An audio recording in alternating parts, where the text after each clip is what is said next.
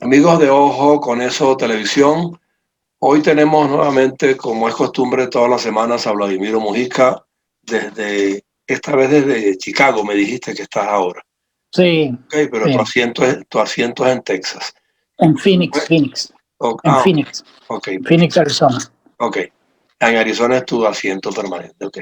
Entonces, Ujú. pero fíjate bien, independientemente de que has tenido que moverte, o sea, supongo pues que los problemas de Venezuela los tienes claros y al día, porque es que están ocurriendo cosas que realmente sorprenden y al mismo tiempo generan incertidumbre. Se planteó una salvación nacional, una posible y eventual negociación entre gobierno y oposición con Guaidó, pero ya Maduro está anteponiendo factores, primero puso tres, ahora puso un cuarto, que el diálogo tiene que ser televisado. O sea, me parece que la situación del país no es tan minúscula como para estarla manejando pues en un show, ¿no? Yo creo que definitivamente ahí están ocurriendo cosas que no garantizan mucho que el camino de estas cosas conduzca a nada, para mi punto de vista. No sé cómo ves tú estos condicionamientos y al mismo tiempo pues que Guaidó creo que todavía ni siquiera ha designado a los interlocutores. Mira, bueno, primero que todo, otra vez, gracias por la invitación para estar aquí con ustedes. Y en este encuentro que ya se ha ido convirtiendo en una interesante y amena reunión semanal. Eh, Otra vez, nada de lo que tiene que ver con Venezuela tiene ninguna respuesta directa ni fácil. Yo creo que la propuesta que hizo Guaidó del Acuerdo de Salvación Nacional sigue siendo la ruta que hay que transitar y con todas las dificultades que tenga y con todas las maniobras, artimañas, estratagemas que va a hacer el régimen, porque es inevitable que sea así. Ellos tienen todavía, ellos tienen el poder de facto, no tienen el apoyo de la gente, tienen el desprecio de la comunidad internacional, pero ellos sienten que se están jugando, bueno, no solo su vida política, en todo esto sienten que se están jugando la existencia. Si el país toma algún camino democrático, el régimen no tiene ninguna oportunidad de sobrevivencia, tienen el rechazo mayoritario de la gente. El asunto es que todas esas condiciones en contra no se pueden expresar hasta que no encuentren un camino político y una estrategia unitaria para expresarse con apoyo de la comunidad internacional. Entonces, si tú lo ves del lado de ellos están haciendo lo que tienen que hacer para sobrevivir y con todo lo que eso significa en términos del país. Y hay una cosa, digamos, dentro de todo este cuadro que está ocurriendo en Venezuela que yo no quiero dejar de lado porque me parece extremadamente importante, que es la ruta por Venezuela que empieza este 5 de junio, el domingo, ¿no?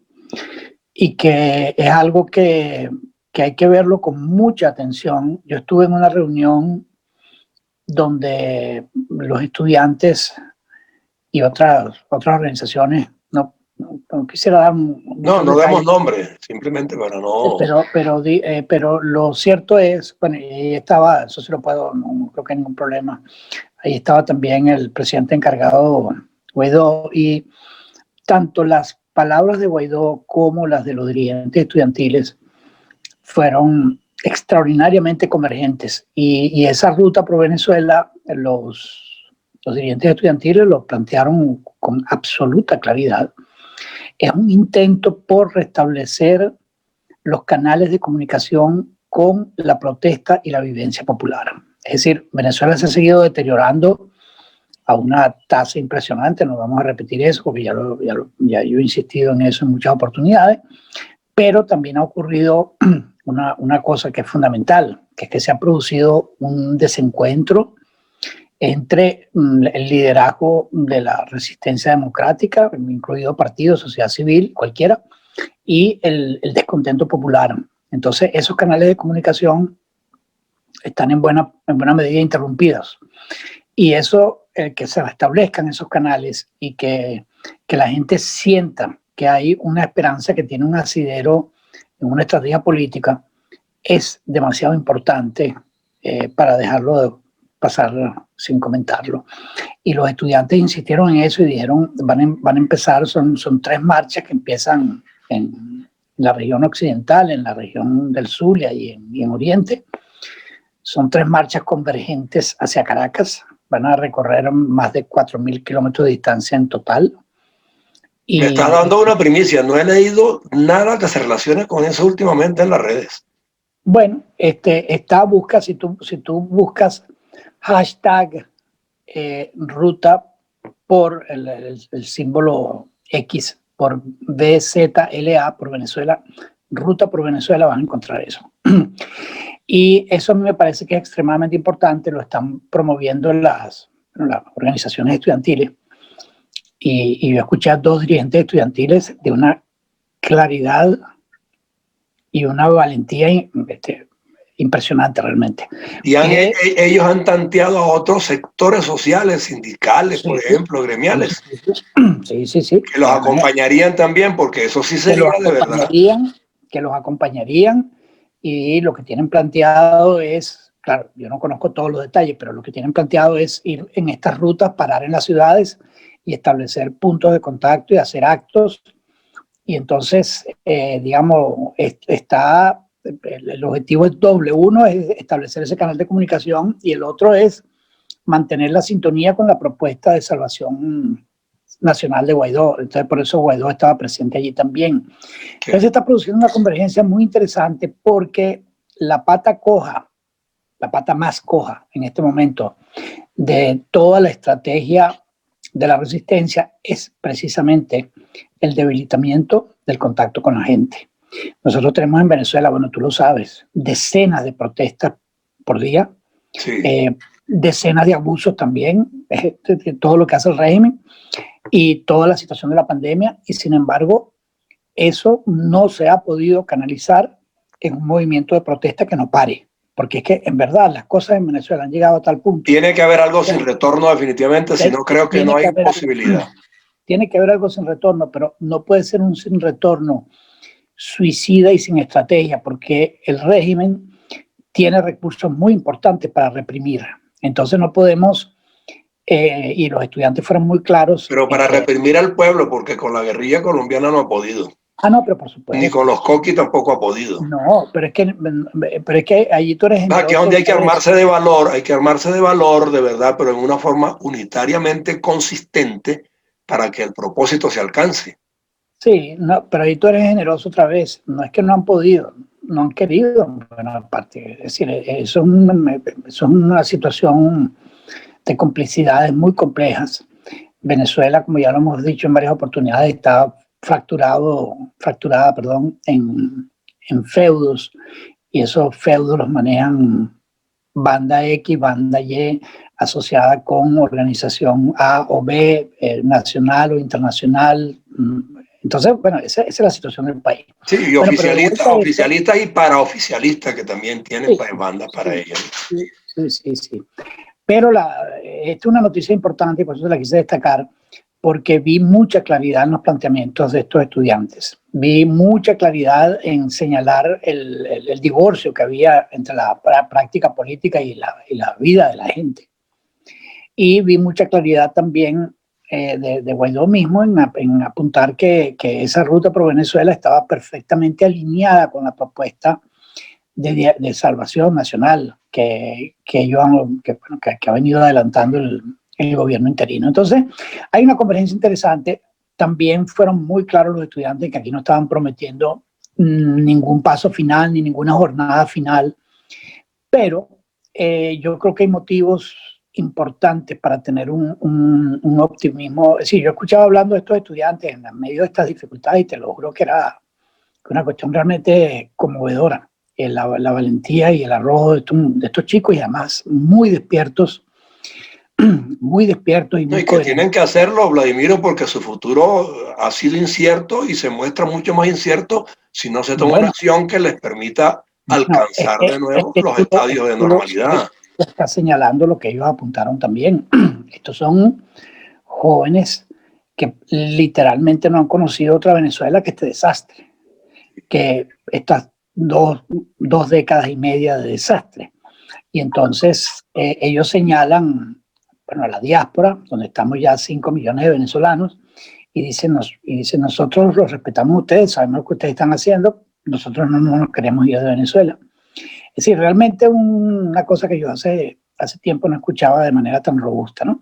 Y pidieron ayuda a la diáspora, no solamente en las cosas usuales que dijeran, hicieran declaraciones, sino para ayudarlos a protegerlos de la represión del régimen. Fueron muy claros, estaban varios embajadores también presentes, muy claros en pedirle a la diáspora que estuviera atenta y en contacto con los organismos internacionales que tienen que ver con derechos humanos para que las acciones de represión del régimen, que las va a haber sin duda, no queden ocultas, no sean invisibles, sino que contribuyan a que su reforzar un expediente contra el régimen. Exactamente, contribuye a reforzar el expediente que además está en curso a la Corte Penal Internacional. Que hay noticias muy alentadoras al respecto, por cierto. He oído varios personeros internacionales hablar de eso y sienten que está llegando el día y la hora. Bueno, porque en la Corte Penal Internacional ocurrió una cuestión muy importante, que es que prácticamente un fiscal actuaba, una persona clave en el procesamiento, actuaba prácticamente como al servicio del régimen, sí. Bueno, sí, vamos a no ser tan duros, actuaba con gran simpatía con el régimen, vamos a ponerlo de esa manera. Y entonces, pues, allí hay un espacio que ellos, el gobierno de facto le teme mucho, porque la Corte Penal Internacional ha procedido de manera muy dura, por ejemplo, en el caso de Milosevic, lo hizo. Y digamos, no hay estatuto de limitación como lo hubo en el caso de los nazis, que en ese momento eso no existía, por delitos de lesa humanidad. Eso se ha modificado y entonces, bueno, la responsabilidad personal existe, que tampoco existía en ese entonces de la manera en que nosotros la interpreta el sistema jurídico ahora. No, la sola activación ya de hecho pone contra la pared al más robusto. Sí, lo pone porque obliga a la comunidad internacional a respetar esos tratados, porque esos tratados fueron producto de guerra y experiencias muy duras para toda la humanidad, y por eso son ahora tan firmes. Antes sí, son demorados, pero cuando se da el paso no hay vuelta atrás. No, por ejemplo, no existía la responsabilidad personal como tal. Tú siempre podías decir que te mandaron, que tú estabas obedeciendo órdenes, etcétera, y eso era una defensa aceptable. Esa defensa ya no existe. Si tú cometes delitos contra los derechos humanos y de lesa humanidad, tú eres responsable individualmente. No puedes arguir que te dieron una orden. Y eso cambia mucho las cosas. Y bueno, entonces esta Corte Penal Internacional ahora contribuyan a recabar. Se te está frenando un poco el video, a lo mejor la batería se te está descargando, pero sí, vayamos al punto inicial para cerrar. Definitivamente ese paso que me dijiste que se está dando a través de los estudiantes y otros sectores, yo creo que es el factor que falta para que el régimen pise el peine, termine de caer, porque le va a costar mucho desentenderse, porque esa es su naturaleza de ser violento. Y definitivamente, pues si esta marcha se dan, yo sé que el régimen va a sumar a su expediente muchísimos otros factores en contra. Sí, bueno, tú lo dices y yo lo entiendo. Yo quisiera que eso no ocurriera, ojalá, pero por supuesto están en juego la vida de gente irreemplazable, pero está claro que eso puede ser. Yo no estoy seguro de hasta qué punto, es decir, depende mucho de del impacto que esta ruta por Venezuela tenga en las poblaciones, porque no le va a ser sencillo al gobierno de facto usar la Fuerza Armada convencional para reprimir estas cosas, porque hay mucha resistencia dentro de la Fuerza Armada, digo convencional, porque por supuesto también ese es otro factor que coadyuva a que la cosa... Y eso no les va a ser trivial ordenar represión a gran escala y en prácticamente todo el territorio nacional. Que ya tiene la observancia y ya están las notas debidas tomadas en la Corte Penal Internacional. Entonces, yo creo que pues, sin intentar sembrar ninguna expectativa no razonable, que esto podría ser un punto de inflexión y podría contribuir de manera muy importante a lo que se está tratando de hacer sin constituir un camino separado del diálogo nacional, de lo que está promoviendo Guaidó del Acuerdo de Salvación Nacional. Esto lo digo porque ha ocurrido en muchas oportunidades que se arranca una nueva estrategia, en este caso la Ruta Pro Venezuela, pero que no está vinculada con las otras decisiones del liderazgo opositor. Eso no es el caso en esta oportunidad y eso es un ingrediente que no puede ser exagerada su importancia, es demasiado. Sí, que se salga del marco de los liderazgos convencionales es bueno, porque ya es la población en sí la que está reclamando sus derechos, sus reivindicaciones y las rectificaciones debidas. Así es, pero que se salga del liderazgo del marco convencional, pero que a su vez no se desligue, no se desmarque de la estrategia marcada por Guaidó, porque esa es la estrategia que en este momento tiene el potencial para unificar la acción opositora. Entonces es muy importante que la ruta está llevando el mensaje del Acuerdo de Salvación Nacional también. O sea, dicen, tenemos que abrir la boca, tenemos que esta protesta se manifieste, pero esto tiene que contribuir a que se produzca y se avance el Acuerdo de Salvación Nacional. Es decir, es un escenario convergente que hace tiempo no lo veíamos en la oposición, porque nosotros somos expertos en escenarios divergentes, donde se adopta una ruta y entonces inmediatamente alguien sale y apunta a otra. Pero sí va a hacer falta, Vladimiro, va a hacer falta el reflotamiento firme, el respaldo internacional, porque por ahí pretende el régimen ya decir que Guaidó está abandonado y que solamente le quedan 7 países de los 50 o 60 que lo apoyaban. Entonces, hay que reflotar ese respaldo. Ya lo están diciendo con insistencia, pero, digamos, está claro el respaldo de Estados Unidos, el respaldo de la Unión Europea, el respaldo de Canadá. Es cierto que se ha ido perdiendo espacio internacional, eso no cabe la menor duda. Y eso... No, lo que pasa es que también los países hemisféricos están muchos de ellos comprometidos también en una diatriba política y de crisis. Sí, también. No es fácil. También, pero yo creo que hay que prestarle atención a esto que te dije, por eso me quise centrar en esto, porque hay que prestarle atención a lo que empieza este domingo y termina el 24. Y yo, bueno, una cosa que estaba escribiendo por allí, yo, claro, a pesar de que no son las mismas fechas ni nada, quizás los venezolanos, entre tanta distorsión de la historia, no recordamos que después que se perdió la Primera República, hay un evento en la historia venezolana que es la campaña Admirable, que empezó precisamente en los Andes y terminó con la entrada del Ejército Libertador a Caracas. La campaña Admirable, sí.